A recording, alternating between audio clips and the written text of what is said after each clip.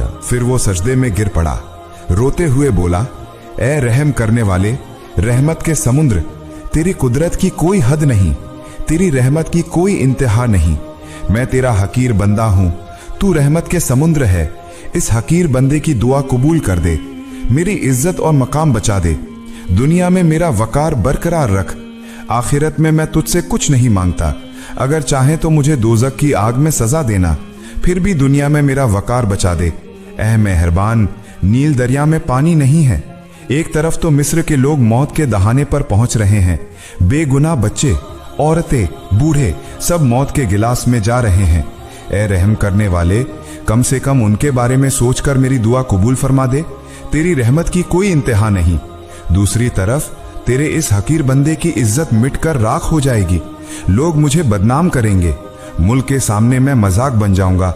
ऐ मेहरबान, तू मेरी हालत से हमेशा बाखबर है, फिर भी मैं तुझसे इल्तिजा कर रहा हूं। बराए मेहरबानी मेरी दरखास्त कबूल कर दे, मैं तेरी हमेशा शुक्रगुजार रहूंगा। ये कहकर वो बेसाख्ता रो पड़ा।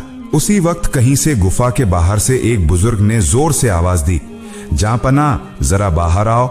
अचानक फिरौन चौंक उठा। तब वो बुजुर्ग बोला, जांपना, मैं आपके सामने एक आदमी की शिकायत लेकर आया हूं, आप इंसाफ फरमा दें। गुफा के अंदर से फिरौन बोला, आप कौन हैं? यहां आपको आने की इजाजत किसने दी?